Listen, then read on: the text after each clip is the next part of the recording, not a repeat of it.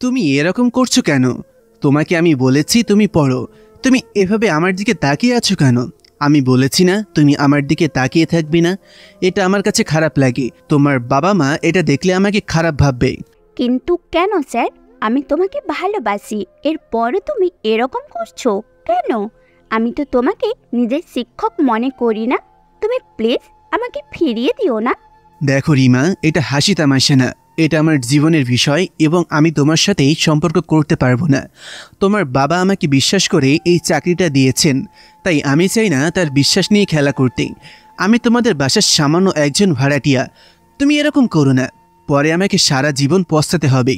তাই তোমাকে যেটা বলছি সেটা করো। তাহলে তুমি শুনে রাখো, আমি এতদিন থেকে তোমার সাথে ভালো ব্যবহার করেছি, আমি তোমাকে ভালোবাসি বলে। কিন্তু তুমি আমার সাথে এরকম করতে পারলে আমি তোমাকে বাসায় থাকতে দিব না। পারলে এই বাসায় থেকে দেখাও। নীল এই কথা শোনার পর সেখান থেকে চলে আসলো। তারপর সে আর রিমাকে পড়াতে চায় না, কারণ এই মেয়েটা তার সাথে এতদিন থেকে শুধু বলে যাচ্ছিল মেয়েটা তাকে ভালোবাসে, কিন্তু সে এই মেয়েটাকে ভালোবাসে না, কারণ সে আসল সত্যটা জানে। সে চায় না নিজের জীবনটা ধ্বংস করতে। মেয়েটাকে প্রথম প্রথম তারও ভালো লাগতো, কিন্তু সেটা ছাত্রী হিসেবে। পরে যখন আসল সত্যিটা জানতে পারে তখন সব ক্লিয়ার হয়। তার সামনে সে নিজের বাসায় চলে যায়। এরকম তাকে কতদিন এখানে থাকতে হবে এটা সে নিজেও জানে না, কিন্তু সে এই জায়গায় থাকতে থাকতে বিরক্ত হয়ে গেছে। ওদিকে রিমা তখন ভার্সিটিতে চলে যায়। ওখানে যাওয়ার পর তার বান্ধবী ঈশিতা এসে পড়লে সে কিছুটা দূরে যাওয়ার চেষ্টা করে, কিন্তু পিছন থেকে ঈশিতা বলে ওঠে, কি ব্যাপার দোষ, আমাকে দেখে পালিয়ে যাচ্ছিস নাকি? আমি বলেছিলাম না তুই এই কাজটা কোনোদিনও করতে পারবি না। এরপরেও তুমি আমার ওপর চ্যালেঞ্জ নিয়েছিলে, তাই না? এখন তো হাততেই হলো, তাহলে কাজটা কর। এই কথা শোনার পর রিমা অনেক বেশি রেগে যায়, কারণ তার বিশ্বাস ছিল সে পারবে এবং সে এটা নিয়ে অনেক বেশি অহংকার করত যে সে ভার্সিটির মধ্যে সবচেয়ে সুন্দরী মেয়ে এবং তাকে কেউ কোনো দিনও ইগনোর করবে না। তার বান্ধবী ঈশিতাও জানতো তাদের ভার্সিটির সবচেয়ে মেধাবী ছেলে অর্থাৎ নীল রিমার বাসায় ভাড়াটিয়া হিসেবে থাকতে শুরু করেছে। এটা শোনার পরে রিমার সাথে একটা মজা করার চেষ্টা করে, তার কারণ তারা জানে নীল কোনোদিন কোনো মেয়েকে ভালোবাসবে না, কারণ নীল এসব থেকে সব সময় দূরে থাকে। একদিন ঈশিতা রিমাকে বলে, দোষ, তুই তো বলিস তুই ভার্সিটির মধ্যে সবচেয়ে সুন্দরী মেয়ে, তাহলে তোকে আমি একটা চ্যালেঞ্জ দিই, তুই এই চ্যালেঞ্জটা পূরণ করতে পারবি? কি এমন চ্যালেঞ্জ তুই আমাকে দিবি সেটা আমি পূরণ করতে পারবো না? বল আমাকে কি করতে হবে। তুই নীল ভাইয়ের সাথে প্রেম করতে পারবি? তোর বাসায় তোকে প্রাইভেট পড়াই, তোদের বাসায় যে ভাড়াটিয়া থাকে তাকে যদি তুই 2 সপ্তাহের মধ্যে তোর প্রেমের ফেলতে পারিস, তাহলে আমি কথা দিচ্ছি তুমি যেটা বলবে আমি সেটাই করব। এই সামান্য ব্যাপার তুই আমাকে বলছিস? আমি যদি ইশারা দিই পাগল হয়ে যাবে আমার প্রতি। তুই কাজটাকে যত সহজ মনে করছিস, কাজটা ততটা সহজ নয়, কারণ নীল ভাইয়া কোনোদিন কোনো মেয়ের প্রেমে পড়বে না, এইটা আমরা জানি। আমরা অনেকবার চেষ্টা করেছি কিন্তু কেউ পারিনি। যদি আমি এই চ্যালেঞ্জ জিতে যাই তাহলে তুই সবার সামনে তোর চুল কেটে ফেলবি। যদি আমি চ্যালেঞ্জে হেরে যাই তাহলে আমি কথা দিচ্ছি সবার সামনে কান ধরে 100 বার উঠবোস করব এবং কালি মেখে ভার্সিটিতে আসবো একদিন। ওকে, তাহলে আমি চ্যালেঞ্জে রাজি আছি। মনে রাখিস কথাটা, 2 সপ্তাহ সময়, 2 সপ্তাহের ভেতরে যদি তুই ওকে তোর প্রেমে ফেলতে পারিস তাহলে তুই যেরকম বলিস আমি সেই রকমই করব। আর যদি না পারিস তাহলে কিন্তু আমার কথা রাখতে হবে। এরপর থেকে শুরু হয় তার মিশন। নীল তাদের বাসায় ভাড়াটিয়া হিসেবে থাকতো। তাদের বাসা পাশাপাশি। রিমার বাবা বর্তমান বাংলাদেশের বিজেপি প্রধান। রিমা অনেক সুন্দর, সেজন্য তার অনেক বেশি অহংকার। সবাইকে অপমান করে, কিন্তু সে তার বাবাকে অনেক বেশি ভয় পায়। এজন্য তার বাবা যেটা বলে সেটা মেনে নেয়। নীল যখন তাদের বাসায় ভাড়াটিয়া হিসেবে থাকতে আসে তখন রিমার বাবার সাথে অনেক ভালো সম্পর্ক হয়ে যায়। নীলকে রিমার বাবা জোর করে তার মেয়েকে পড়ানোর জন্য এবং নীল রাজি হয়ে যায়। এরপর পড়ানো শুরু করে। ভালো মতো সব কিছু চলছিল, কিন্তু হঠাৎ করে পরিবর্তন হতে শুরু রিমা। তার সাথে অদ্ভুত ব্যবহার করতে শুরু করে। তার সামনে অনেক সুন্দর করে সেজেগুজে আসতো, যাতে তাকে ইমপ্রেস করতে পারে। কিন্তু এর মধ্যে ঈশিতা একটা কাজ করে বসে। একদিন নীলকে ডেকে নিয়ে গিয়ে পুরো রেকর্ডটা শোনায়, কারণ রিমার সাথে যে কথাগুলো বলেছিল সে নিজের ফোনের মধ্যে রেকর্ড করে রেখেছিল। নীল এটা শোনার পর অনেক বেশি কষ্ট পায়, কারণ সে ভাবতেও পারেনি তার ছাত্রী যার সাথে এত বড় একটা গেম খেলবে। তখন সে অনেক বেশি রেগে যায়। রেমা সেজে আসতো পড়ার সময়, কিন্তু নীল ফিরেও তাকাতো না, কারণ সে জানতো আসল ঘটনা। কিন্তু রেমা এসব কিছুই জানে না। সে প্রাণপণ চেষ্টা চালিয়ে যাচ্ছে, কারণ নিজের বান্ধবীর কাছে অপমানিত হতে চায় না। কিন্তু ঈশিতা কাজটা করার পেছনে একটা কারণ আছে, কারণ সে রিমাকে সহ্য করতে পারে না। রিমা অনেক বেশি অহংকার করে। তার বাবা এই দেশের বিজিবি প্রধান বলে। এভাবে দেখতে দেখতে 2 সপ্তাহ কেটে যায়, কিন্তু রিমাকে কিছুতেই পারে না নীলকে ইমপ্রেস করতে। এরপর রিমা 2 সপ্তাহ পর যেদিন ভার্সিটিতে আসে, সেদিন ঈশিতা তাকে চেপে ধরে কাজটা করার জন্য, এবং রিমা সবার সামনে 100 বার কান ধরে উঠবস করে। এটা দেখার পর ভার্সিটির সবাই তাকে নিয়ে হাসাহাসি করতে শুরু করে। রিমা এসব সহ্য করতে পারছিল না। এর পরের দিন আবার তাকে কালি মেখে যেতে হয় ভার্সিটিতে। ভার্সিটির সবাই তার অবস্থা দেখে হাসাহাসি করছিল। এটা দেখার পর রিমা অনেক বেশি রেগে যায় এবং সিদ্ধান্ত নেয় এখন থেকে প্রতিশোধ নেবে নীলের উপর। কেন তাকে এত অপমানের শিকার হতে হলো? ওই ছেলেটার কারণে। সে কি দেখতে কম সুন্দরী? তাকে কেন অ্যাকসেপ্ট করলো না? ওদিকে নীল তখন বাসায় বসেছিল। পরের দিন ভার্সিটিতে আসে। নীল ভার্সিটিতে পড়াশোনা করে, এর বাইরে তার অনেক কাজ আছে। ভার্সিটিতে আসার পরে তার বন্ধুর কাছে চলে যায়। নীরব সেখানে দাঁড়িয়েছিল। নীল তখন তার সামনে গিয়ে বলে, দোস্ত, আমাকে তো অনেক বড় দায়িত্ব দেওয়া হয়েছে। এখন তোকেই সব দায়িত্ব পালন করতে হবে। ভার্সিটির দিকে ভার্সিটিতে কি হচ্ছে সবকিছু আমাকে জানাবি।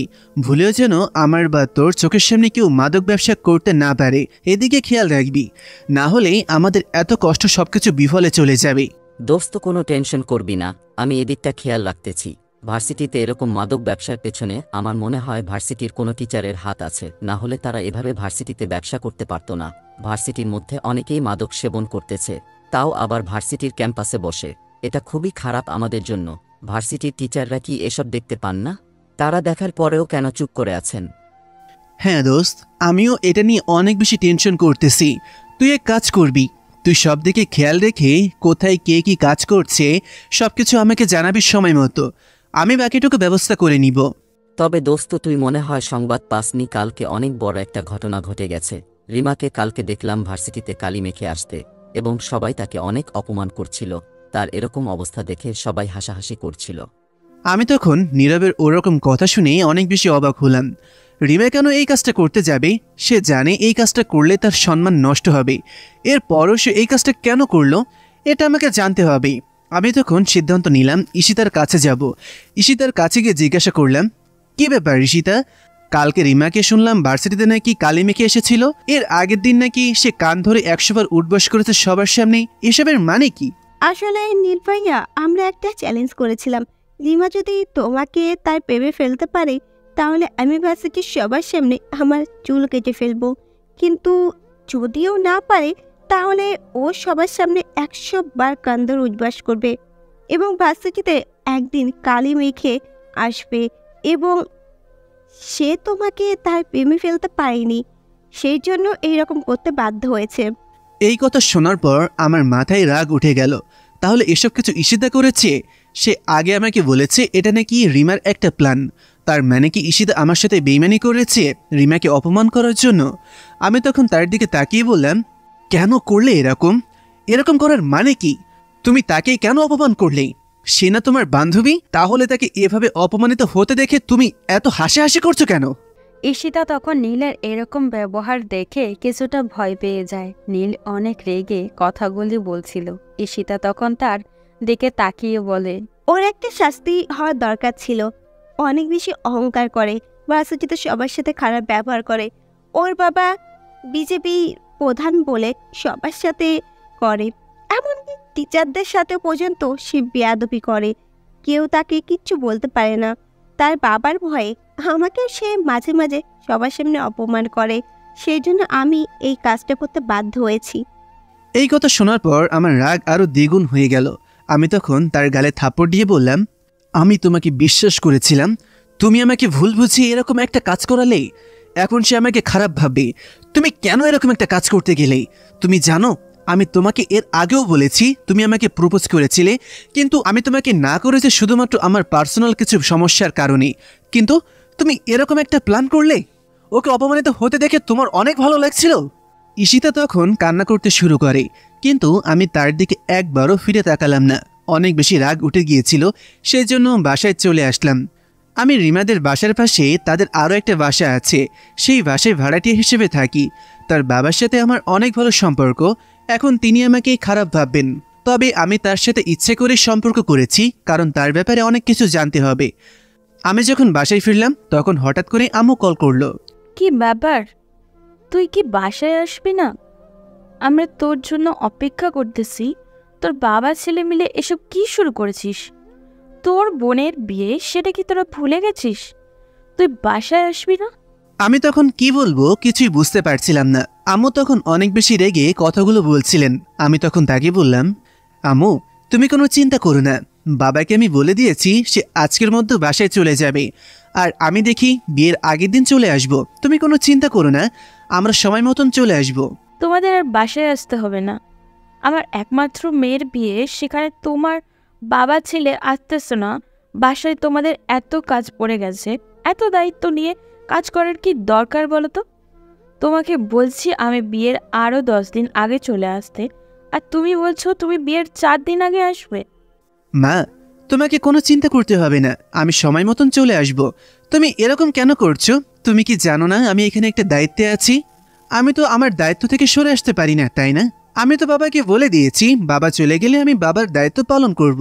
নীলের আম্মু তখন রাগ করে ফোনটা রেখে দিলেন। তিনি অনেক বেশি রেগে গেছেন, কারণ তিনি অনেক দিন থেকে বলেছিলেন বিয়ের আগে যাওয়ার জন্য, কিন্তু তারা দুজন যাচ্ছিল না। নীলের বাবাও নীলের মতো নিজের দায়িত্ব পালনের জন্য সব সময় প্রস্তুত থাকেন। ওদিকে নীলের মা তখন বাসায় চিৎকার করতে শুরু করেন। এটা দেখার পরে তার বোন দিশা চলে আসে, সাথে করে নীলাও চলে আসে। নীলা হচ্ছে নীলের চাচাতো বোন, সাথে তার একমাত্র প্রিয় মানুষ। দুজন দুজনকে অনেক বেশি ভালোবাসে।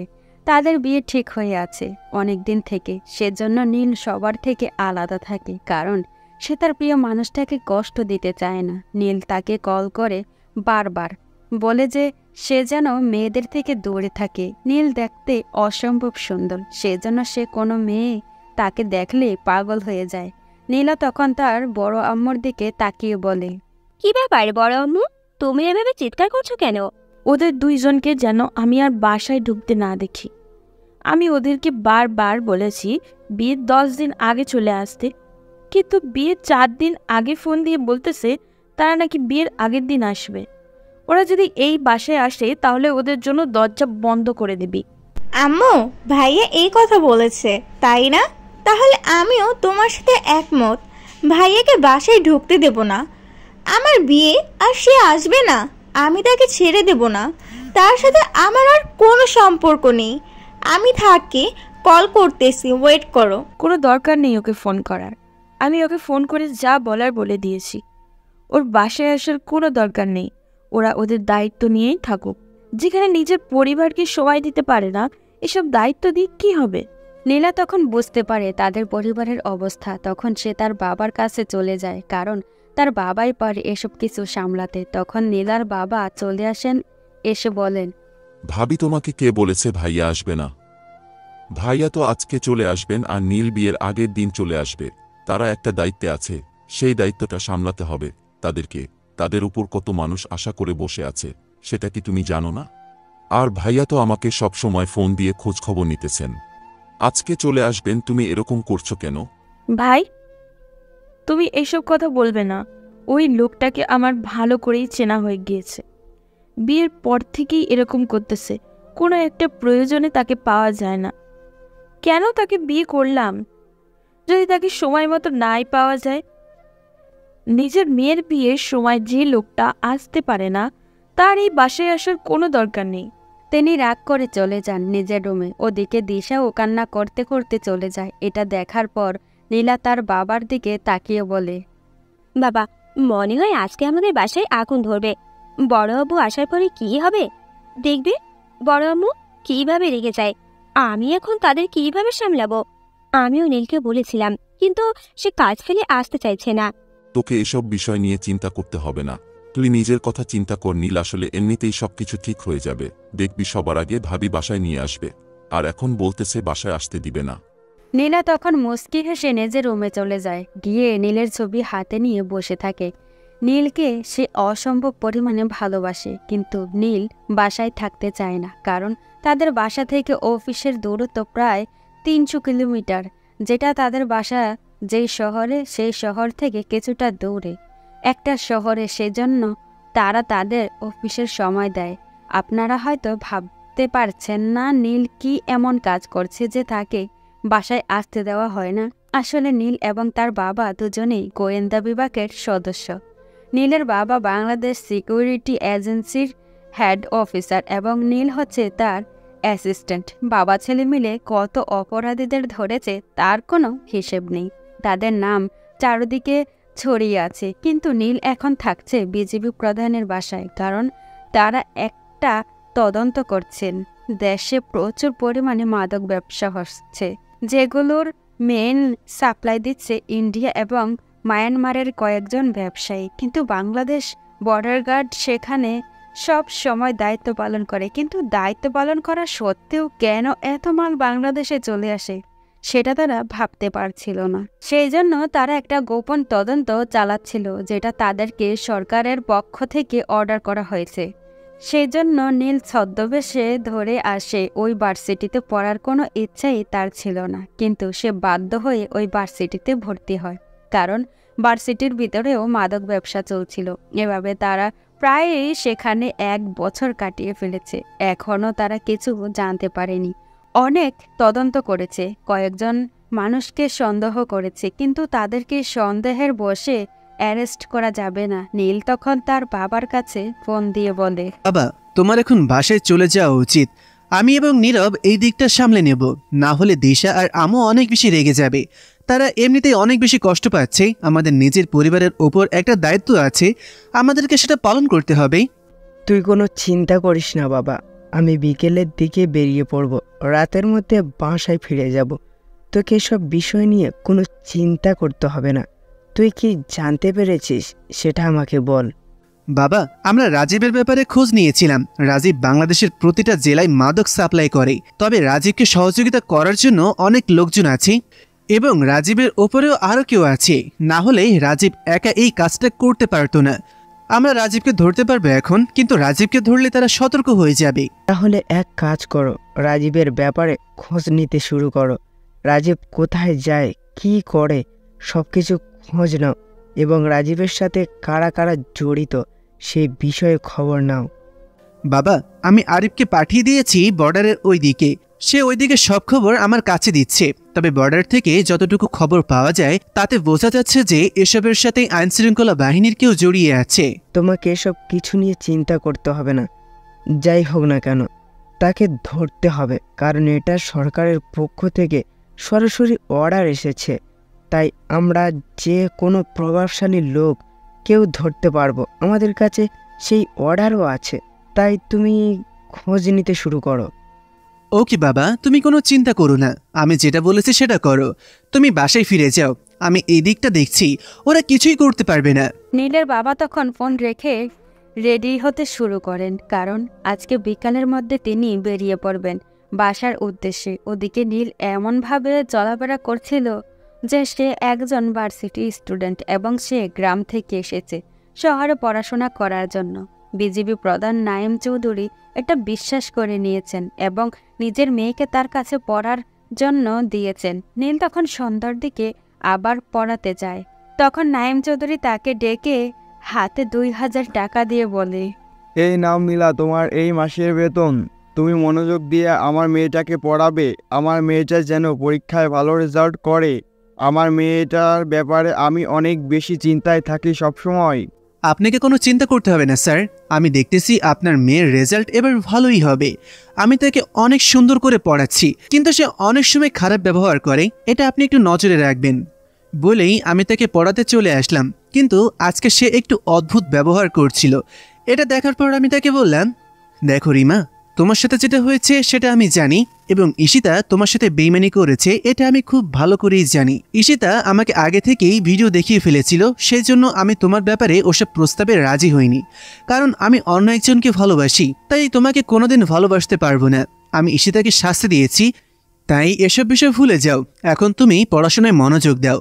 রিমা তখন মনে মনে ভাবল তাকে যেভাবে অপমানিত হতে হয়েছে ঠিক সেভাবে অপমান করবে সবাইকে, সেই কাউকে ছেড়ে দেবে না, সে প্রতিশোধ নেবে। সেই জন্য সে নীলের দিকে তাকিয়ে বলে, আজ শুধুমাত্র তোর কারণে আমাকে অপমানিত হতে হয়েছে, তোকে আমি ছাড়বো না, তোকে আমি একটা উচিত শিক্ষা দিব। এই তুই কি ভাবছিস? তুই আমাকে পড়াচ্ছিস বলে তোকে আমি ছেড়ে দেব? তুই যদি আমাকে মেনে নিতি তাহলে আমি আমার বান্ধবীর সামনে অপমানিত হতাম না। আমি বুঝলাম না রিমা, এতে আমার কি দোষ? আমি তোমাকে ভালোবাসি না, তাই তোমাকে অ্যাকসেপ্ট করিনি, সেজন্য তুমি আমাকে দোষারোপ করতে পারো না।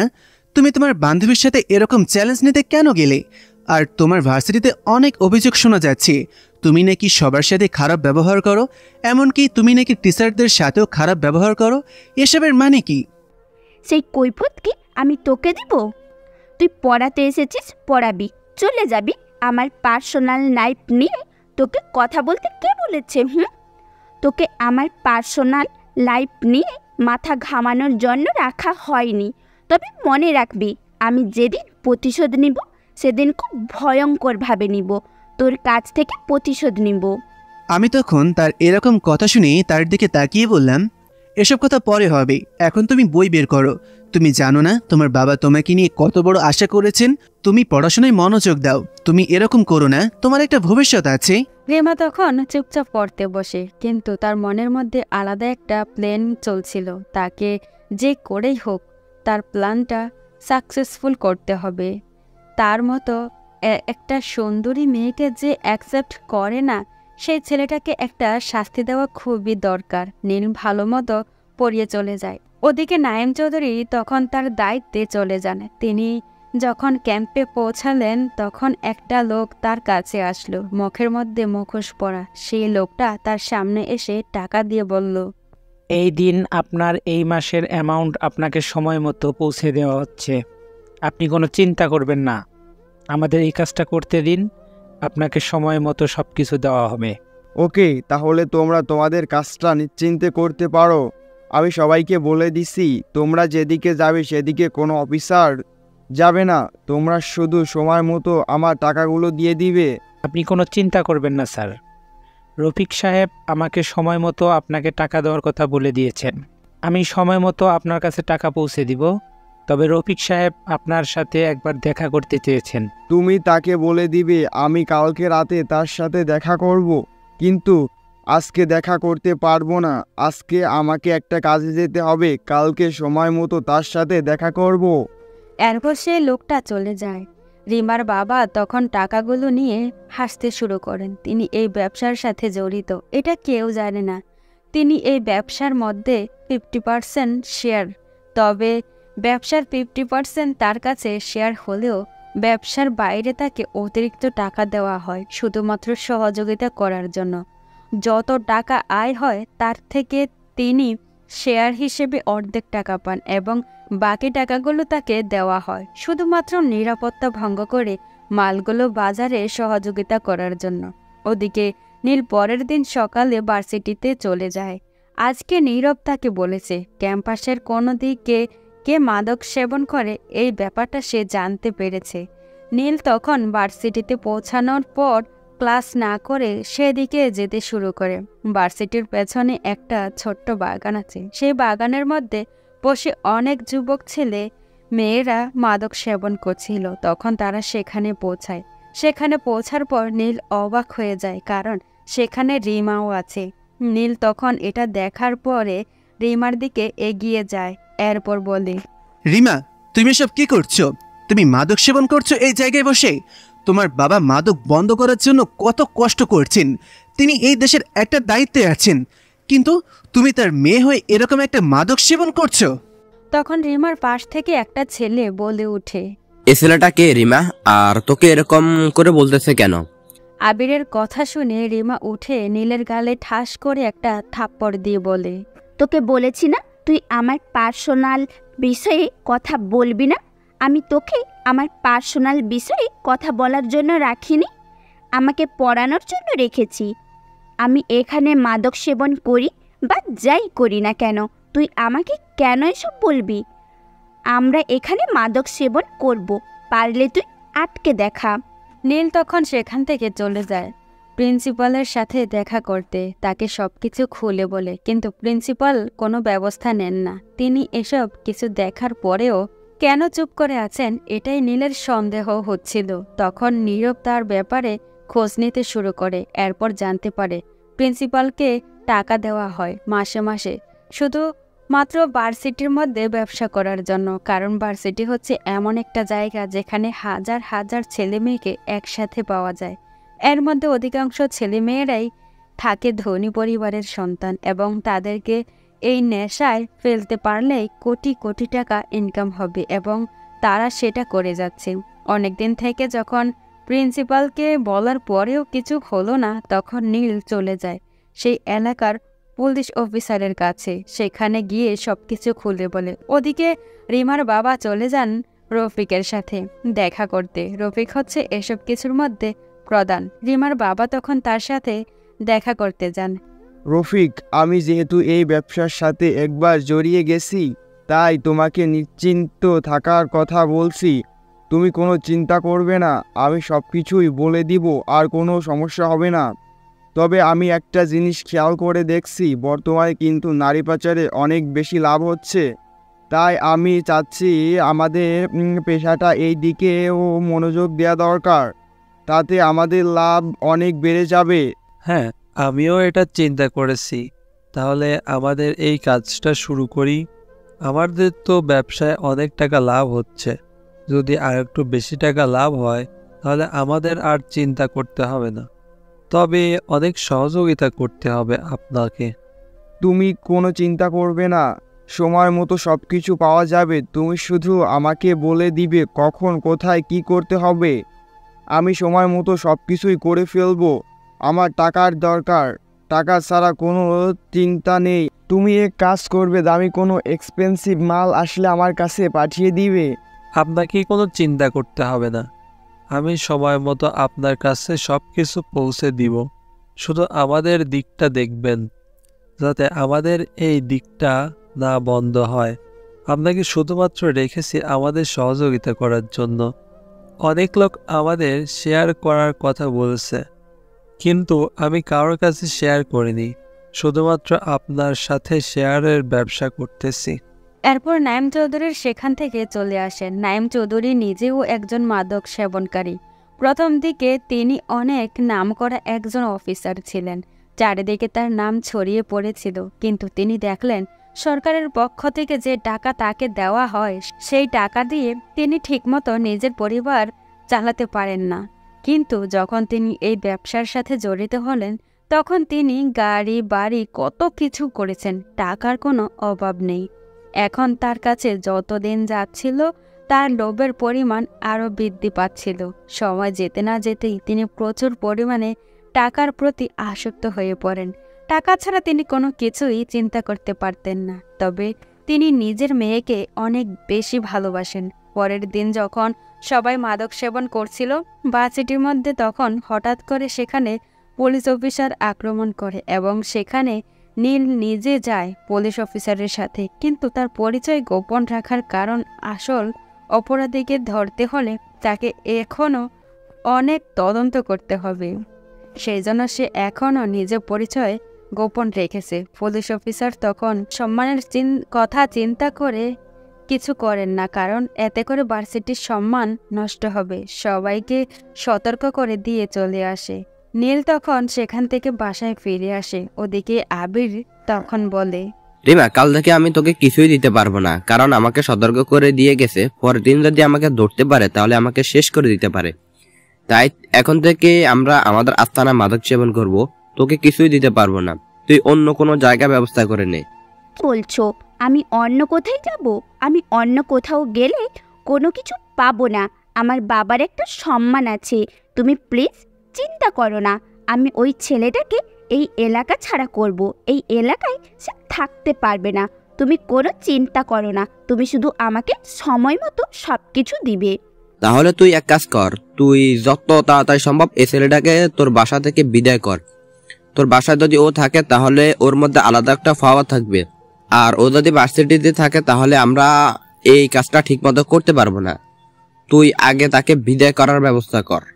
রিমা তখন রাগ করে সেখান থেকে চলে আসে। রিমা মাদকের প্রতি অনেক বেশি আসক্ত ছিল।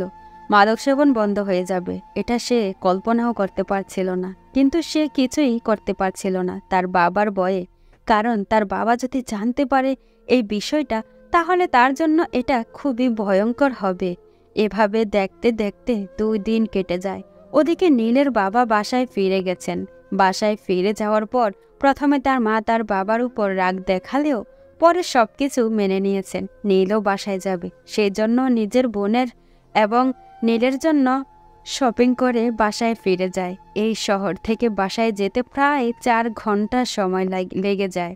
অনেক ক্লান্ত হয়ে বাসায় ফিরে তাকে দেখে সবাই অনেক রাগারাগি করে, কিন্তু সে নিজের মাকে গিয়ে জড়িয়ে ধরে। তখন তার মা তাকে ধরে সরিয়ে দিতে পারে না। সে ক্লান্ত হয়ে নিজের রুমে যায়, ক্লান্তির জন্য শুয়ে পড়ে। যখন ঘুম ভাঙে তখন দেখে একজন তাকে জড়িয়ে ধরে শুয়ে আছে। সে বুঝতে পারে এটা নীলা। তখন সে নীলাকে জড়িয়ে ধরে। নীলা তখন তাকে বলে, তুমি কোন দিন আমাকে বিয়ে করবে? তুমি না বললে তুমি খুব তাড়াতাড়ি আমাকে বিয়ে করবে? তাহলে বিয়ে করছো না কেন? আমি তোমার থেকে দূরে থাকতে পারছি না, এটা কি তুমি বুঝতে পারছো না? নাকি আমাকে ইগনোর করছো? তুমি এসব কি বলছো নীলা? তুমি আমার বেঁচে থাকার একমাত্র অবলম্বন। তুমি আমার জন্য অক্সিজেনের মতো। অক্সিজেন ছাড়া যেমন মানুষ বাঁচতে পারে না, ঠিক সেরকম আমি তোমাকে ছাড়া বাঁচতে পারবো না। তুমি কেন করলে এরকম আমাকে বলো? তাহলে কি বলবো? ওই শহরে গেছো, সুন্দরী মেয়েদেরকে দেখেছো, এখন তো আমাকে ভালো লাগবে না। আমি তোমাকে কতদিন থেকে বলছি তোমার ছোট বোনের বিয়ে হয়ে যাচ্ছে, তবুও তুমি আমাকে বিয়ে করছো না।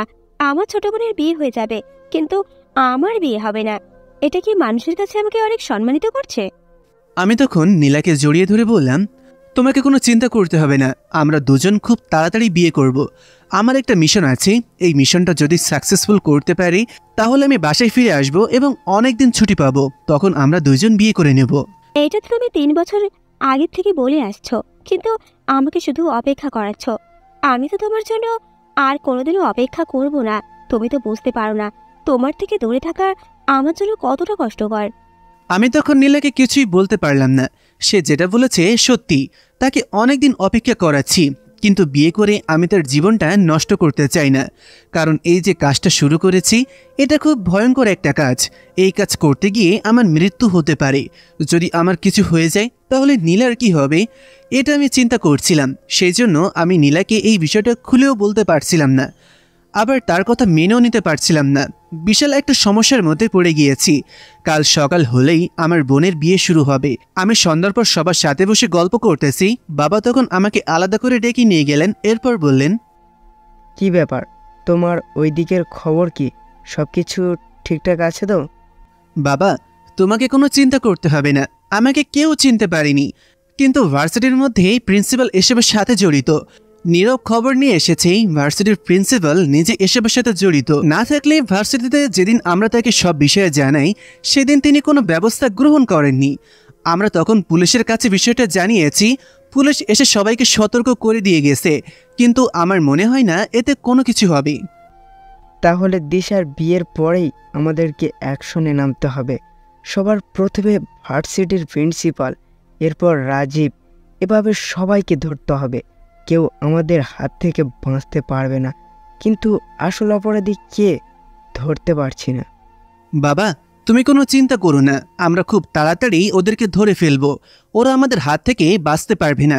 তবে আমার কাছে খুব অদ্ভুত লাগছে কিভাবে আইনশৃঙ্খলা বাহিনীর সদস্যরা এসবের সাথে জড়িয়ে পড়ল। বাবা তখন আমার হাত চেপে ধরলেন।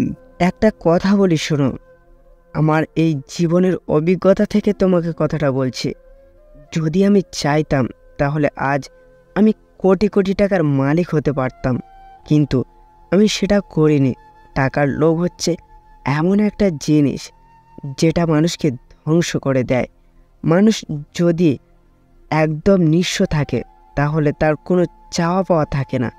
যখন মানুষের কাছে 100 টাকা চলে আসে তখন সে চায় 1000 টাকা ইনকাম করতে। যখন সে 1000 টাকা ইনকাম করতে পারে তখন সে লক্ষ টাকা ইনকাম করতে চায়। আবার যখন সে লক্ষ টাকা ইনকাম করতে পারে তখন সে কোটি টাকা ইনকাম করতে চায়। মানুষের কোনো চাহিদার সীমা নেই, যে যত পাবে তত আরও বেশি করে চাইবে, তাই টাকা থেকে সবসময় দূরে থাকবে। দেখো, আমায় তো কোনো দিন কোনো অসৎ উপায়ে টাকা ইনকাম করিনি, এরপরেও আমাদের কিসের কমতি আছে?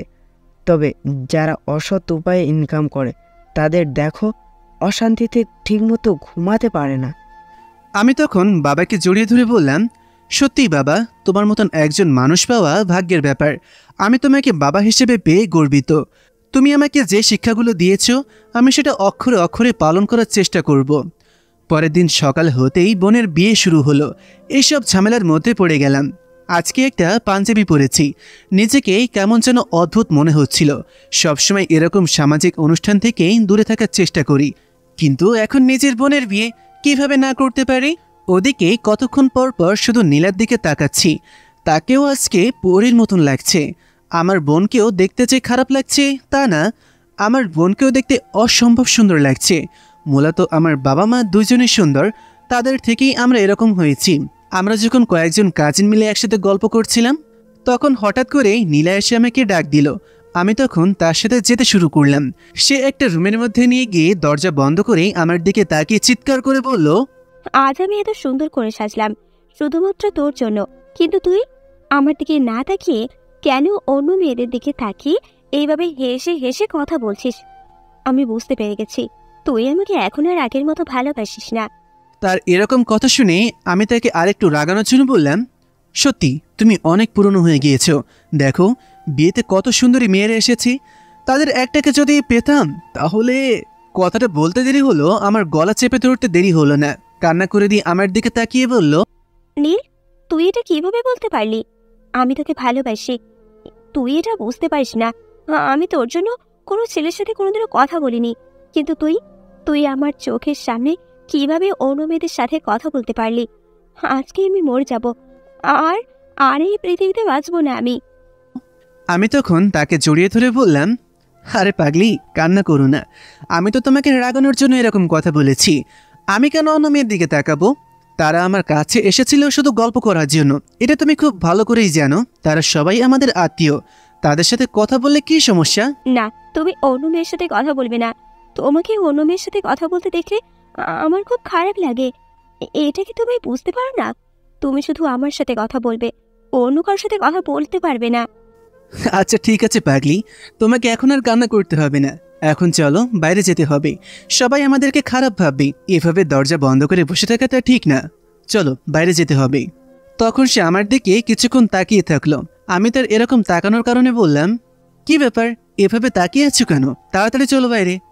ইচ্ছে করছে তোমাকে আজকেই বিয়ে করে ফেলতে। তোমাকে যে সুন্দর লাগছে, আমার অনেক ভয় হচ্ছে তোমার উপর যদি কারো নজর লেগে যায়। আমি তখন তাকে বললাম, আমার পাগলিটাকেও আজ অনেক বেশি সুন্দর লাগছে। আমি তো চোখ ফেরাতেই পারছিলাম না। আমি আড়ালে আড়ালে শুধু তোমাকেই দেখছিলাম। এটা তুমি লক্ষ্য করোনি। এখন চলো, বাইরে যেতে হবে। এরপর তারা দুজন বাইরে চলে যায়। দিশার বিয়ে সম্পন্ন হয়ে যায়। দিশা যাওয়ার সময় অনেক কান্না করেছিল। সত্যি, মেয়েদের জীবনে এমন একটা সময় আসে যখন তারা ছোটবেলার স্মৃতি কুড়েঘর, নিজের বাবার বাড়ি ছেড়ে চলে যেতে হয় নতুন ঠিকানায়। নতুন ঠিকানায় যাওয়ার সময় তাদের মনে কত কষ্ট থাকে সেটা হয়তো ছেলেরা কোনোদিন বুঝতে পারবে না। তবে যুগ যুগ ধরে এটাই পৃথিবীর নিয়ম। কেউ নিয়মের বাইরে যেতে পারবে না। পৃথিবীর জীবন চলছে, তেমনি চলতে থাকুক। ওদিকে নীলের অনুপস্থিতিতে রেমা একটা ভয়ঙ্কর প্ল্যান সাজিয়ে ফেলেছে। যে করেই হোক তাকে এই বাড়ি থেকে বের করে দিতেই হবে, কারণ এই বাড়িতে থাকলে তার জন্য বিপদ হবে। যদি নীল ভুলেও তার বাবার কাছে তার মাদক সেবনের কথা বলে ফেলে, তাহলে তার বাবা তাকে মেরে ফেলবে। সে তার বাবাকে অনেক বেশি ভয় পায় এবং বিশ্বাস করেন তার বাবা তাকে অনেক বেশি। সে তার বাবার বিশ্বাস ভাঙতে চায় না, সেই জন্য সে অপেক্ষা করতে শুরু করে। তার প্ল্যান সাজানো শেষ।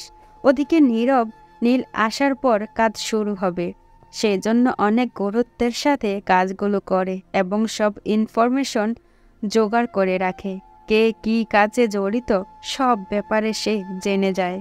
এজন্য সে অপেক্ষা করতে শুরু করে কখন ফিরে আসবে নীল এবং তার বাবা। ওদিকে বিয়ে সম্পন্ন হয়ে যায়। পরের দিন নীল ফিরে যাওয়ার জন্য জোরাজোরি করতে শুরু করে, কিন্তু তার মা কিছুতেই রাজি হচ্ছে না, কারণ এখনও বিয়ের অনেক নিয়মকানুন বাকি আছে। কিন্তু নীল তার বাবাকে নিয়ে জোর করে যখন চলে আসতে চায়, তখন নীলা তাকে নিয়ে চলে যায় আলাদা একটা রুমে।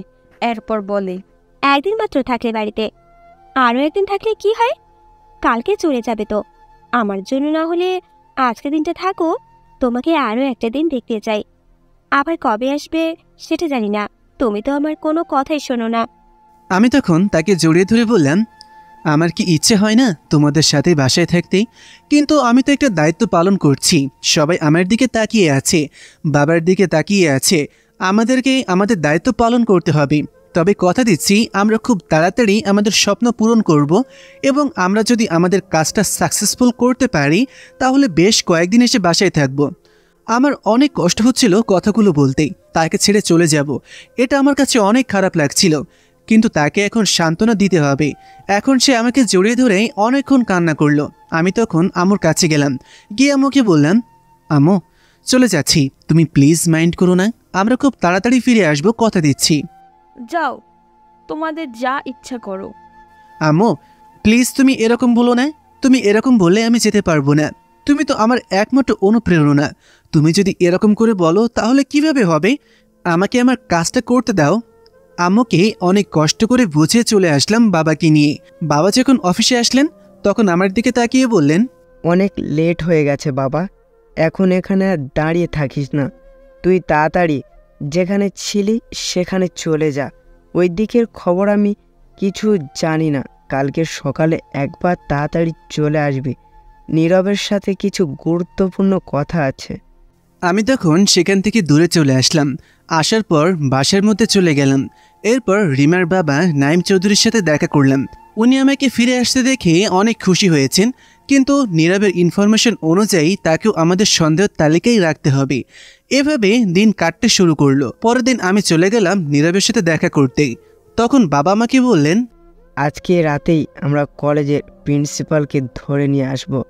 তবে তোমরা এমন কোনো আচরণ করবে না যাতে আমাদের ইনফরমেশান কেউ পেয়ে যায়। আমাদের এই দলের ব্যাপারে যদি কেউ কোনো ইনফরমেশান পেয়ে যায় তাহলে আমাদের জন্য কাজটা করা অনেক কঠিন হয়ে যাবে। আমাদের সাপোর্টে সবাই আছে, যে কোনো সময় আমরা আইন শৃঙ্খলা বাহিনীর সহযোগিতা নিতে। তারপর এই অর্ডার আমাদেরকে দেয়া হয়েছে, তাই তোমরা কোনো চিন্তা করবে না, নিজেদের কাজ চালিয়ে যাও।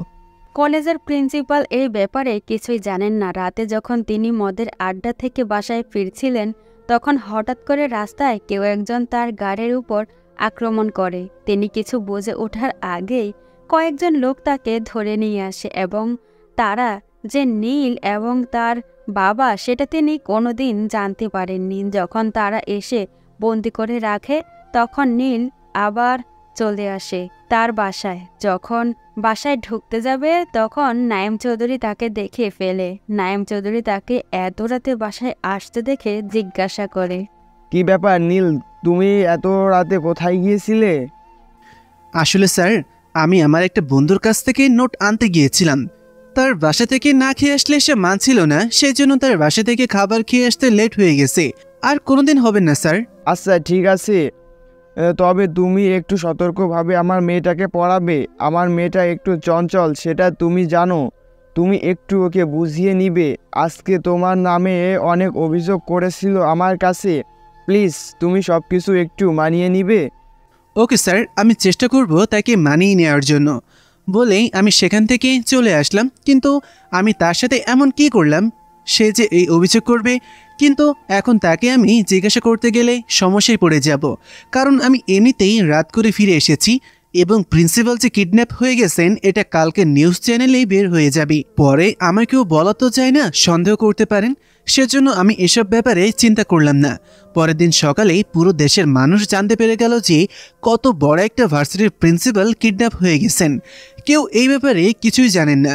নায়েম চৌধুরী যখন এই কথাটা শুনলেন তখন অনেক চিন্তায় পড়ে গেলেন, কারণ তাদের ব্যবসা করার মূল হাতিয়ার ছিল এই প্রিন্সিপাল। কিন্তু প্রিন্সিপালকে কারা কিডন্যাপ করলো? নায়েম চৌধুরী অনেক চিন্তায় পড়ে গেলেন। ওইদিকে নীল, নীরব এবং তার বাবা প্রিন্সিপালকে মারতে শুরু করলেন। প্রিন্সিপাল এরকম অবস্থা দেখে অনেক বেশি ভয় পেয়ে যায়। তার নিজের জীবনের ঝুঁকি আছে, এটা সে খুব ভালো করেই বুঝতে পারছিল। তখন সে কান্না করে বলে, আমাকে ছেড়ে দাও, আমি কিছু করিনি, আমাকে আর মেরো না। তোকে ছেড়ে দিব তাই না? তোর কত বড় সাহস! তুই ভার্সিটির মধ্যে মাদক ব্যবসা করতে দিচ্ছিলি। তোকে রাখা হচ্ছে ভার্সিটির ছেলে মেয়েদের সুরক্ষার জন্য, কিন্তু তুই তাদের এত বড় ক্ষতি করছিলি। তোকে ছেড়ে দিলে তো ওই বাচ্চাগুলোর সাথে বেইমানি করা হবে। তোকে ছাড়বো মানে তোকে শেষ করে দেব। বল তোর বসকে। কি বলছেন আপনারা? আমি মাদক ব্যবসার সাথে কেন জড়িত থাকব? আপনারা হয়তো ভুল ইনফরমেশন পেয়ে আমাকে এখানে ধরে নিয়ে এসেছেন। প্লিজ আমাকে ছেড়ে দিন। আমরা কোনো ভুল ইনফরমেশন পেয়ে এখানে আসিনি। পিছনে দেখছিস নাকি? এটা হচ্ছে আমার ছেলে এবং এটা তার বন্ধু। তাদের দুজনকে আমি তোর ভার্সিটি স্টুডেন্ট হিসেবে সাজিয়ে পাঠিয়েছিলাম, কিন্তু তুই কিছুই বুঝতে পারিসনি। তুই যে ব্যবসা করছিলে ভার্সিটির মধ্যে সেটা আমরা ধরতে পেরে গেছি। এখন তাড়াতাড়ি বল তোর বসকে। যদি না বলিস তাহলে গুলি করে মেরে ফেলবো। প্রিন্সিপাল তখন বুঝতে পারেন তার বাঁচার আর কোনো উপায় নেই। এখন বাঁচতে হলে সত্যি কথা বলতে হবে। তখন তিনি তাদের দিকে তাকিয়ে বলেন, দেখেন, আমি এসব ব্যাপারে তেমন কিছু একটা জানি না। আমাকে শুধু মাসের কন্ট্রাক্টে রাখা হয়েছে। আমাকে মাসে একটা টাকা দেওয়া হয় এই কাজটা করার জন্য। আমি রাজীব নামের একটা ছেলের কাছ থেকে এই টাকাগুলো নেই। সে মাঝে মাঝে এসে আমার কাছে টাকা দিয়ে যায়। মাসের শুরুর দিকে সে টাকা দিয়ে যায় আমার কাছে। এই কথা শোনার পর তাকে বন্দি করে রেখে তারা তিনজন বেরিয়ে পড়ে। রাজীবকে ধরতে হবে, কারণ রাজীবকে তারা আগে থেকেই সন্দেহ করে রেখেছিল। কিন্তু রাজীবের উপর কে আছে সেটা তারা এতদিন থেকে জানতে পারছিল না। রাজীবের ব্যাপারে যেখানে ইনফরমেশন পেয়েছিল সেখানে যাওয়ার পর তন্ন করে খোঁজে, কিন্তু কিছুতেই তাকে পাওয়া যায় না। তারা আস্থানার চারিপাশে একটা লোকও নেই। হঠাৎ করে সেখানে কিছু একটা আওয়াজ হয়। তখন কিছু বুঝে ওঠার আগেই হঠাৎ করে সেখানে ব্লাস্ট হয়ে যায় এবং নীরবে হাত অনেকখানি পড়ে যায়। এটা দেখার পর নীল তাকে তুলে নিয়ে হসপিটালে চলে আসে। তাদের তেমন কোনো ক্ষতি হয়নি, কারণ তারা কিছুটা দূরে ছিল, কিন্তু নীরব আস্তানার একদম কাছে ছিল। সেই জন্য নীরবের হাতে অনেক জায়গা পড়ে যায়। হসপিটালে নিয়ে আসার পর তার চিকিৎসা করা হয়। তখন নীলের বাবা তাকে বলে, আমাদেরকে আরও সতর্কভাবে কাজ করতে হবে। তারা হয়তো আমাদের ব্যাপারে কিছু একটা জানতে পেরেছে, তাই খুব সাবধানে কাজ করতে হবে। কোনোভাবেই যেন তারা আমাকে বা তোমাদেরকে চিনতে না পারে, সেই ব্যাপারে সতর্ক থাকবে। আমাদের যত অফিসার আছে সবাইকে বলবে কিছুদিন আত্মগোপন করে রাখতে, যাতে কেউ কোনো ব্যাপারে কিছু জানতে না পারে। রাজীবকে আমরা 4-5 দিন পরে ধরব। যেদিন আমরা রাজীবের ব্যাপারে রাইট ইনফরমেশন পাবো সেই দিনই যাব। আমি বাবার কথা শুনে সেখান থেকে চলে আসলাম। নীরবের সাথে দেখা করে আসলাম, কারণ ছেলেটা অনেক কষ্ট করেছে। আমি তখন সেখান থেকে চলে আসলাম রিমাকে পড়ানোর জন্য। তার বাসায় যায়নি 3-4 দিন হয়ে গেল, তাই আজকে যেতে হবেই। আমি তখন ভেতরে ঢুকতেই রিমা আমার সাথে অদ্ভুত ব্যবহার করতে শুরু করলো। আমি তার এরকম ব্যবহার দেখে বেশ অবাক হয়েছিলাম। সে কেন এরকম ব্যবহার করছে? সে আমাকে ধাক্কা দিয়ে বিছানায় ফেলে দরজা বন্ধ করে দিয়েছে। তার এসব কাজ দেখেই ভয় করতে শুরু করলো। আমি তখন তার দিকে তাকিয়ে বললাম, কি ব্যাপার, তুমি এরকম করছো কেন? তুমি আমাকে মেরে ফেলতে চাও নাকি? তোর কত বড় সাহস! তুই আমার সম্মান নিয়ে খেলা করেছিস। তোর সাথে আমার অনেক হিসাব নিকাশ বাকি আছে। প্রথম কথা, তুই আমাকে অপমান করেছিস, সেটার প্রতিশোধ আমি নিতাম, কিন্তু এত ভয়ঙ্করভাবে কোনোদিন নিতাম না। কিন্তু তুই যেদিন যে কাজটা করেছিস সেটা খুবই খারাপ একটা কাজ করেছিস। আমরা সেখানে মাদক সেবন করি, আর যাই করি না কেন তুই এটাতে কেন বাধা দিবি? আমার মাদক সেবন করা বন্ধ করেছিস তাই না? তোকে ছাড়বো না, শেষ করে দিব আজকে। তার এরকম কথা শুনে আমি অনেক বেশি ভয় পেয়ে গেলাম। আমি তখন তার দিকে তাকিয়ে বললাম, দেখো, আমি যেটা করেছি সেটা তোমার ভালোর জন্যই করেছি, তাই তুমি এটা খারাপ ভেবো না। তুমি যেটা করতে চাইছো সেটা খুব খারাপ একটা কাজ। তোমার বাবা আমাকে অনেক বেশি বিশ্বাস করে, তার বিশ্বাস নিয়ে আমরা খেলা করতে চাই না যাতে তোমার বাবা আমাকে অবিশ্বাস করে।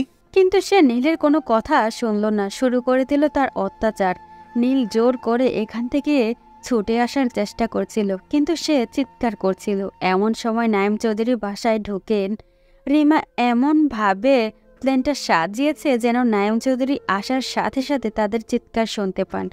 যখন নাইম চৌধুরী চিৎকার শুনতে পেলেন, তিনি তাড়াতাড়ি চলে গেলেন নিজের মেয়েকে বাঁচাতে। সেখানে যাওয়ার পর দরজা বন্ধ করে ভিতরে চিৎকার শুনে তিনি দরজাটা ভেঙে ফেললেন এবং ভিতরে ঢোকার পর দেখতে পেলেন এই অবস্থা। তখন তার মেয়ে তার কাছে এসে কান্না করে বলেন, বাবা, বাবা, নীল ভাইয়া আমার সাথে এত খারাপ একটা কাজ করার চেষ্টা করছিল।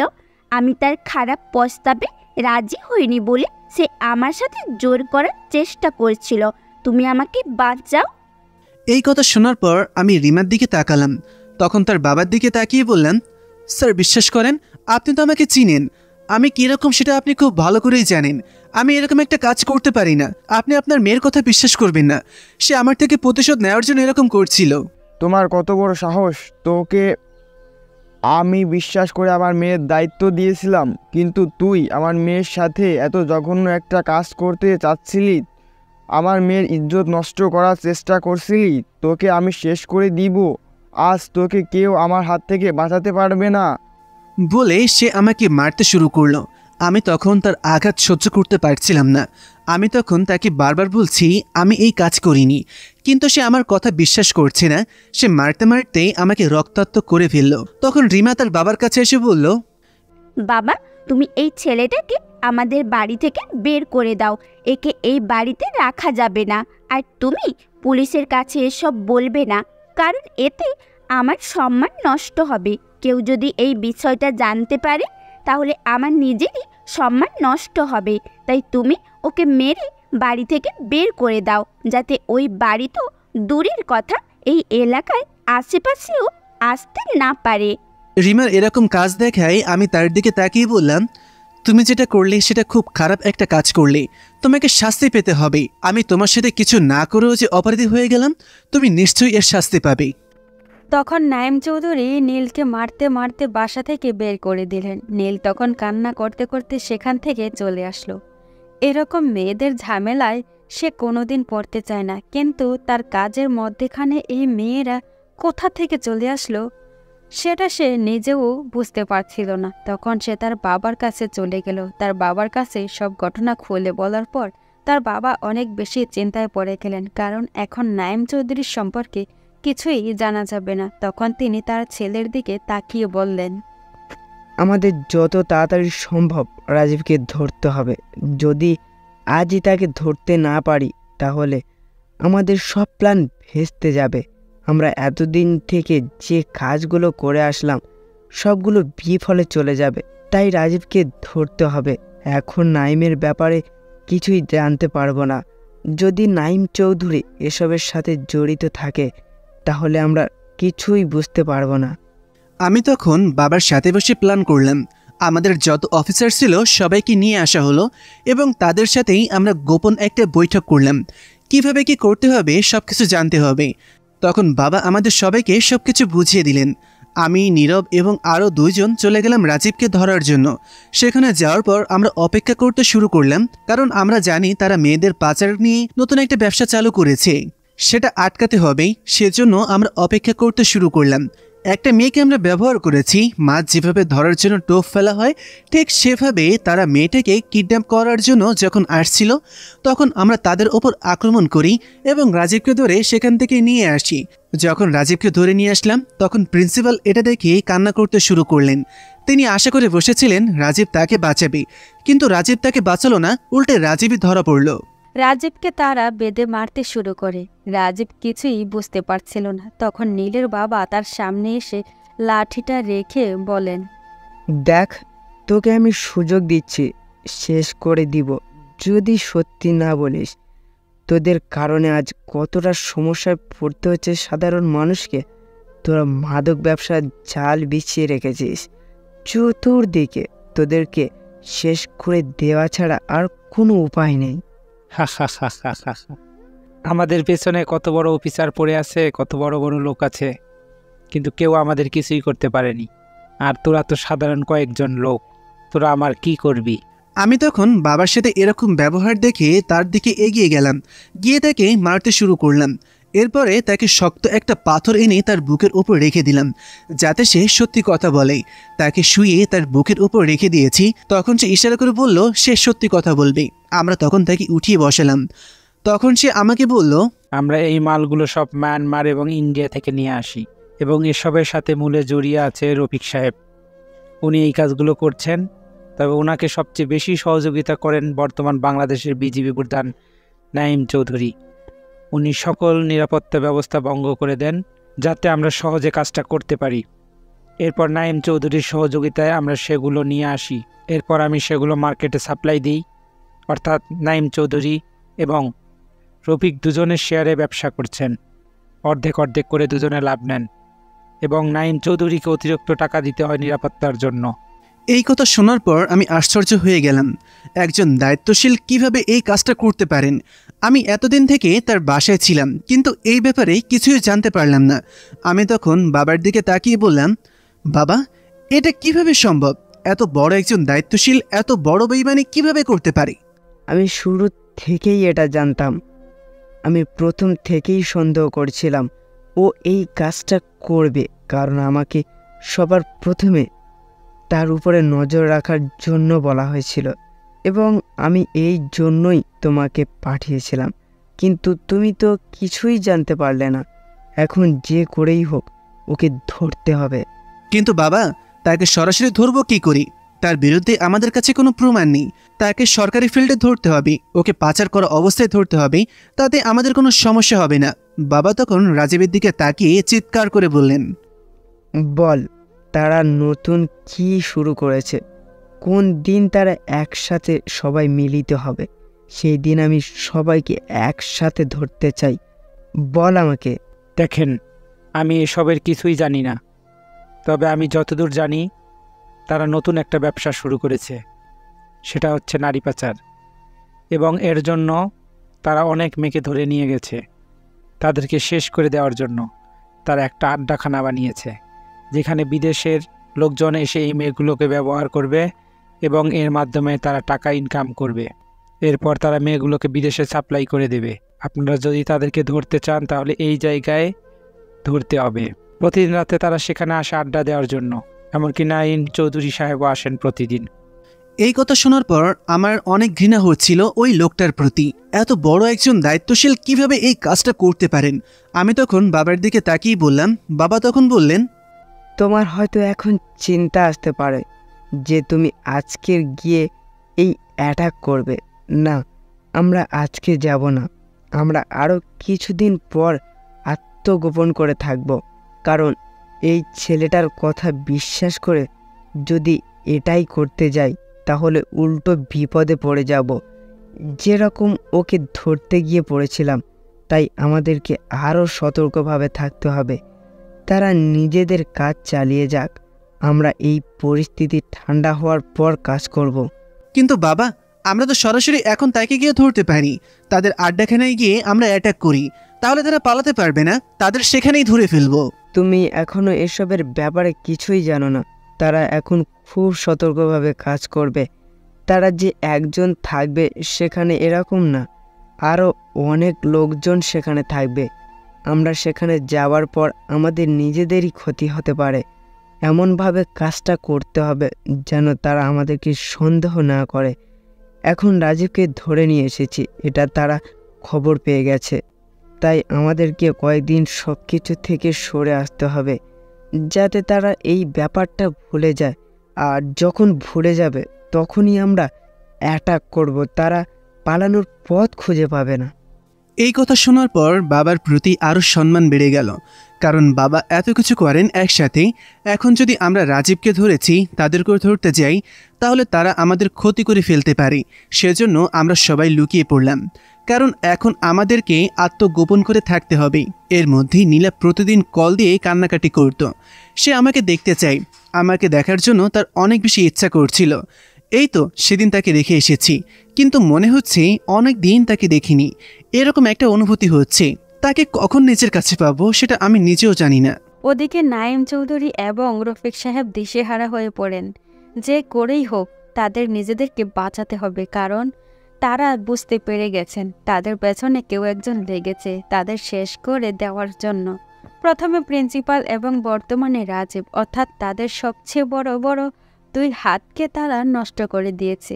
এখন যে করেই হোক তাদেরকে এমন কিছু একটা করতে হবে যাতে কেউ তাদেরকে সন্দেহ না করে এবং তারা তাদের ব্যবসা চালিয়ে যেতে পারে। তখন নাইম চৌধুরী রফিককে বললে, আমি আমাদের ব্যবসার প্রতিটা জায়গায় এমনভাবে সিকিউরিটি লাগাতে চাই যেটা কেউ ভাঙতে পারবে না। এখন তারা আমাদের ওপর অ্যাটাক করার চেষ্টা করবে, তাই আমাদেরকে এমনভাবে চলতে হবে যাতে তারা আমাদেরকে ধরতে না পারে। আর রাজীবকে কারা ধরছে সেটা কি জানো? আমি যতদূর খবর পেয়েছি, কোনো একটা গোয়েন্দা বিভাগের লোকজন রাজীব এবং প্রিন্সিপালকে ধরেছে, কিন্তু তাদের ব্যাপারে কেউ কিছু জানে না। এখন তারা আমাদের পেছনে পড়ে গেছে। যে করেই হোক আমাদের এই জায়গা থেকে বাঁচতে হবে। আপনি যেরকম বলছেন সেরকমই হবে। তাহলে আমাদের যত লোক আছে সবাইকে খবর দিয়ে দাও। আমরা যেরকম শুরু করছি এর চেয়ে দ্বিগুণ সুরক্ষার ব্যবস্থা করতে হবে, কারণ এতে আমাদের জীবনের ক্ষতি হতে পারে। আমরা আমাদের জীবন নষ্ট হতে দিতে পারি না। এরপর তারা তাদের সুরক্ষা ব্যবস্থা আরও দ্বিগুণ করে, কিন্তু তাদের ব্যাপারে সব ইনফরমেশন চলে যাচ্ছিল অন্যদের কাছে। এটা তারা কিছুই জানতে পারছিল না, কারণ নীলের বাবা সবকিছু জানার জন্য আগে থেকেই লোকজন নিয়োগ করে রেখেছিলেন এখানে। ওদিকে রিমা অনেক বেশি চিন্তায় পড়ে যায়। তার বাবার ব্যবহার এই কয়দিন থেকে অস্বাভাবিক মনে হচ্ছে, কিন্তু নায়ম চৌধুরী চেষ্টা করছিলেন যে করেই হোক রাজীবদের বের করে আনতে। রাজীবকে যদি বের করে আনতে পারেন তাহলে তার শক্তি আরও বেড়ে যাবে। এখন তিনি একদম দুর্বল হয়ে পড়েছেন। রফিক সহ সবাই মিলে চেষ্টা চালিয়ে যাচ্ছিলেন, কিন্তু কিছুতেই পারছিল না। এভাবে দেখতে দেখতে প্রায় 1 মাস কেটে যায়। তারা অনেকটা নতুন করে সবকিছু শুরু করেছে। রাজীবের কথা প্রায় সবাই ভুলেই গেছেন। সুরক্ষা ব্যবস্থা আস্তে আস্তে নষ্ট হতে শুরু করে, কারণ তারা ভেবেছেন হয়তো রাজীবের সাথে পার্সোনালি কোনো শত্রুতা ছিল, সেজন্য এরকম কেউ করেছে। তাদের সাথে কারো শত্রুতা নেই। ওদিকে এই 1 মাস খুবই সতর্কতার সাথে থেকেছে নীলের বাবা, নীল এবং তাদের যত অফিসার আছে সবাই এখন তাদের সময় এসেছে এদেরকে ধরার, সেজন্য তারা এটা করার প্রস্তুতি নেয়। আমি, বাবা এবং আমাদের যত অফিসার আছে সবাই মিলে আবার মিটিংয়ে বসে আছি। আমরা কালকেই তাদেরকে ধরতে যাব। বাবা সবকিছু সবাইকে বুঝিয়ে দিলেন, কারণ আমাদেরকে খুব সতর্ক থাকতে হবে, না হলে যে কোনো সময় যে কোনো কিছু করে ফেলতে পারে। তাদের কাছে অনেক ভয়ঙ্কর অস্ত্র আছে সেটা আমরা জানি। রাতের বেলা আমি বসে আছি বাবার কাছে, কালকে শুরু হবে আমাদের লড়াই, সেজন্য বসে আছি। বাবা তখন আমাকে বললেন, নীলা আমার কাছে ফোন করে কান্না করছিল, কালকে যদি আমরা মিশনটা সাকসেসফুল করতে পারি তাহলে তুমি বাসায় চলে যাবে। তোমার আম্মুকে আমি বলে দিয়েছি তোমার বিয়ের ব্যবস্থা করতে। আমিও সময় মতো চলে আসব সব কিছু শেষ করে। এভাবে আর কতদিন চলবে? মেয়েটাকে আর কতদিন অপেক্ষা করাবো? আমি তখন বাবার দিকে তাকালাম, এরপর বললাম, তুমি শুধু দোয়া করবে বাবা, যাতে আমরা সফল হতে পারি। আমরা যদি এই কাজটা সফলভাবে করতে পারি তাহলে আমাদের দেশের কত মানুষ মুক্তি পাবে সেটা তুমি বুঝতে পারছো? দরকার হয় আমরা আমাদের জীবন দিয়ে দিব, এরপরও আমরা ওদেরকে ছাড়বো না। এর পরের দিন আমরা পুরো দিনটা কাটালাম। এরকম বিভিন্ন প্রস্তুতি নিতে নিতে সন্ধ্যা হয়ে যাওয়ার পরেই তাদের আস্তানার দিকে রওনা হলাম, কারণ আজকে তাদের ওইখানে অনেক বিদেশি লোকজন আসবে মেয়েদেরকে উপভোগ করার জন্য। আমরা সেখানে গিয়ে চতুর্দিক থেকে ঘেরাও করে ফেললাম। এরপর হঠাৎ করে আমরা আক্রমণ করলাম, যার কারণে তারা কিছুই বুঝতে পারল না। ভেতরে যাওয়ার পর গোলাগুলি শুরু হলো। তারা আমাদেরকে গুলি করছে, আমরাও তাদেরকে গুলি করছিলাম। এক পর্যায়ে আমার বাবার হাতের মধ্যে গুলি লেগে যায়। আমি তখন আমার বাবাকে জড়িয়ে ধরে গুলি করতেছি। নাইম চৌধুরী আমাকে দেখে অনেক বেশি অবাক হয়ে যান। এরপর আমার দিকে তাকিয়ে বলেন, ওহ, তাহলে তুমি এরকম করেছিলে? আমার ঘর থেকে আমার সাথেই বেইমানি করেছিলে? আমি তোমাকে চিনতে পারছিলাম না। তুমি আসলে গোয়েন্দা বিভাগের লোক। আজকে তুমি আমার হাত থেকে বাঁচতে পারবে না। তোমাকে আমি শেষ করে দিব। আমার মেয়ের সাথে এত জঘন্য একটা কাজ করার পরেও এখনো আমার সাথে শুরু করছিলে? আমি তোর মেয়ের সাথে কোনো খারাপ কাজ করিনি। তোর মেয়েকে তুই উচিত শিক্ষা দিতে পারিসনি। তোর মেয়ে পর্যন্ত একজন মাদক সেবনকারী। তুই যেরকম মাদক সেবন করিস তোর মেয়েটাও তোর মতন হয়েছে। আমি তাকে এসব থেকে বাধা দিয়েছিলাম বলে আমার কাছ থেকে প্রতিশোধ নেওয়ার জন্য এরকম কাজ করেছে। আজ তুই আমার হাত থেকে বাঁচতে পারবি না। তখন সে আমার দিকে তাকিয়ে যখনই গুলি করতে যাবে তখন পেছন থেকে বাবা গুলি করে দেন। বাবার এক হাত বন্ধ হয়ে গেছে, এক হাতে গুলি করে দিলেন। আমি তখন বাবার দিকে তাকালাম। বাবা তখন আমাকে জড়িয়ে ধরে বললেন, তোমার মতো সন্তান পেয়ে সত্যি আমি গর্বিত বাবা। আমি সব সময় দোয়া করি যাতে তুমি জীবনে এমন একটা জায়গায় যাও যেখানে আমি পৌঁছাতে পারিনি। তুমি শুধু দোয়া করবে বাবা, আমি যেন তোমার শিক্ষায় শিক্ষিত হতে পারি এবং আমি তোমার পথে এগিয়ে যেতে পারি। কোনোদিন যেন নিজের দেশের কাজে পিছুপা না হই, দেশের জন্য যেন নিজের জীবনটা এভাবে বিলিয়ে দিতে পারি। তুমি এখন তাড়াতাড়ি চলো, হসপিটালে যেতে হবে। এরপর আমি নীরবকে বলে দিলাম তাদের সবাইকে বন্দি করে রাখতে এবং তাদেরকে পরে ব্যবস্থা করা হবে। আমি তখন বাবাকে নিয়ে চলে গেলাম হসপিটালে। হসপিটালে যাওয়ার পর বাবার হাত থেকে গুলি বের করা হলো। এরপর আমি বাসায় জানিয়ে দিলাম আমাদের মিশন সাকসেসফুল হয়েছে। আমরা খুব তাড়াতাড়ি বাসায় ফিরে আসতে চলেছি। বাংলাদেশ সরকারের পক্ষ থেকে আমাদের সম্মাননা প্রদান করা হলো এবং আমাদেরকে অভিনন্দন জানানো হলো। পুরো দেশের মানুষ এই খবরটা পেয়ে গেছে বাংলাদেশের বর্ডার গার্ডের প্রধান এত বড় একটা বেইমানি করেছে নিজের দেশের সাথে। তখন সব মানুষ তাকে মারার জন্য এগিয়ে আসছিল, কিন্তু তাকে পুলিশ ধরে নিয়ে যায়। আমরা তখন সেখান থেকে বাসার উদ্দেশ্যে রওনা দিলাম। আজকে বাসায় ফিরে যাব, বাবাকে সাথে নিয়ে যাচ্ছি। অনেক বেশি খুশি খুশি লাগছে। নীরবদের সাথে নিয়ে এসেছি কারণ আমি যাওয়ার পর বিয়ে করব, এটা সবাই জানে। যখন বাসায় পৌঁছালাম তখন আম্মু এসে আমাকে জড়িয়ে নিলেন। পেছনে তাকিয়ে দেখি সবাই রেডি। নীল তখন নিজের বাসার ভিতরে পৌঁছালো। বাসার ভিতরে সবাই প্রস্তুত হয়ে গেছেন, বিয়ের প্রস্তুতি শুরু হয়েছে। এতদিন থেকে যে বিয়ের অপেক্ষায় ছিলেন সবাই, সেই বিয়ে শুরু হতে চলেছে কিছুদিন পর। নীলা তখন আনন্দে কান্না করে দিয়েছে। এতদিন থেকে স্বপ্ন দেখছিল তার বিয়ের, সেই বিয়েটা হতে চলেছে। তখন সে নীলকে জড়িয়ে ধরে কান্না করতেই শুরু করে। আমি জানি নীলা তুমি আমাকে কতটা ভালোবাসো। আমার দেশের প্রতি আমার একটা দায়িত্ব আছে। আমার দিকে কত মানুষ তাকিয়ে আছে। আজকে যদি আমি তাদেরকে ধরতে না পারতাম তাহলে কতগুলো মেয়ের জীবন নষ্ট হয়ে যেত, সেটা তুমি ভাবতে পারছো? তোমার মতো আমার মতো কত ছেলে মেয়ের জীবন নষ্ট হয়ে যাচ্ছে তাদের কারণে। বিয়ের দৌড়জোড় চারিদিকে শুরু হয়েছে। অনেক বড় আয়োজন করে তাদের বিয়ে সম্পন্ন হয়। এক সপ্তাহ পর সেখানে তাদের ডিপার্টমেন্টে যত লোকজন ছিল সবাই আসে। নীলের বিয়ে বলে কথা, যেখানে এত সাহসী একজন অফিসারের বিয়ে। বিয়ে শেষ হওয়ার পর বাসর ঘরে যখন নীল প্রবেশ করে তখন নীলাকে শক্ত করে জড়িয়ে ধরে বলে, তোমাকে সত্যিই অনেক ভালোবাসি নীলা। তুমি আমার পাশে যেভাবে ছিলে সেভাবে কোনো মেয়ে হয়তো থাকতো না। এতদিন আমার জন্য অপেক্ষা করেছো, এরকম অপেক্ষা হয়তো কেউ করতো না, কিন্তু তুমি আমার জন্য অপেক্ষা করেছো। কথা দিচ্ছি আর কোনোদিন কষ্ট দিব না। এভাবেই তোমাকে জড়িয়ে থাকবো সারা জীবন। তুমি শুধু আমার পাশে থাকবি। তুমি পাশে থাকলে আমি যে কোনো অসাধ্যকে সাধন করতে পারবো। আমি তখন নীলকে জড়িয়ে ধরে কান্না করে দিলাম। আমার এতদিনের স্বপ্ন প্রিয় মানুষটাকে কাছ থেকে পাবো। আমি তখন তাকে জড়িয়ে ধরে বললাম, আমি আর পুরনো কথা মনে করতে চাই না। আমি নতুন করে জীবনটাকে শুরু করতে চাই। তোমাকে নিয়ে যা হওয়ার তা হয়ে গেছে। এখন থেকে শুধু সামনের দিকে তাকাবে, পেছনে কথা ভুলে যাও। এরপর তারা দুজন হারিয়ে গেল ভালোবাসার নতুন এক সাগরে। পরের দিন থেকে ভালো করেই তাদের সংসার চলছিল। অনেক দিন ছুটি কাটায়, এরপর আবার কাজে ফিরে যেতে হবে। ওইদিকে বাংলাদেশ সরকারের পক্ষ থেকে তাদেরকে আলাদা করে সম্মানের ব্যবস্থা করা হয়েছে। এখানে অনেক মানুষ অতিথি হিসেবে থাকবে। অনেক গুণী ব্যক্তিদের সামনে তাদেরকে সম্মাননা প্রদান করা হবে। দেশের ইতিহাসে এটাই বিরল একটা ঘটনা, যেখানে বাবা ছেলে দুজনে কাঁধে কাঁধ মিলিয়ে যুদ্ধ করেছে। যেদিন তাদের অনুষ্ঠান, সেদিন পুরো পরিবার চলে আসে অনুষ্ঠানে সবাই অনেক বেশি গর্বিত ছিল তাদেরকে নিয়ে। নীলের বাবাকে বক্তব্যের জন্য দেওয়া হয়। নীলের বাবা তখন বলেন, আমরা আমাদের ডিপার্টমেন্ট নিয়ে আমাদের দেশের জন্য কিছু একটা করতে পেরেছি। এটা আমাদের জন্য সত্যি অনেক গর্বের একটা বিষয়। আমরা কতটা খুশি সেটা আপনাদেরকে বলে বোঝাতে পারবো না। আপনারা আমাদের পাশে ছিলেন, এটাই আমাদের কাছে অনেক বেশি কিছু।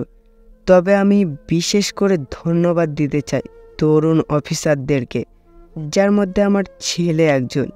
আমার ছেলে যে একা সব কিছু করেছে এটা নয়।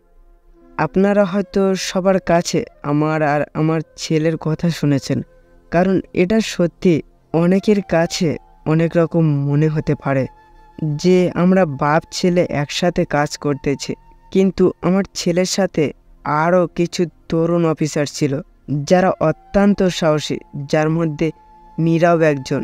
ছেলেটা অত্যন্ত পরিশ্রম করেছে। তবে আমি আমার ছেলেকে দেখে সত্যি অনেক বেশি গর্বিত। আমি এমন একজন সন্তানের বাবা হতে পেরেছি, এই জন্য আমি সত্যি অনেক বেশি খুশি। তবে আমার ডিপার্টমেন্টে যত তরুণ অফিসার আছে সবাই আমার সন্তানের মতো। তারা আমাদেরকে অনুপ্রেরণা জুগিয়েছে সামনের দিকে এগিয়ে যাওয়ার। সেখানে আমি গিয়ে থমকে দাঁড়িয়েছিলাম। তখন তারা আমাকে বলেছে সাহসের কথা। আমরা এতদিন থেকে ওই ডিপার্টমেন্টে কাজ করেছি, কিন্তু আমরা সেই সাহস করতে পারিনি যে সাহসগুলো তারা করেছে।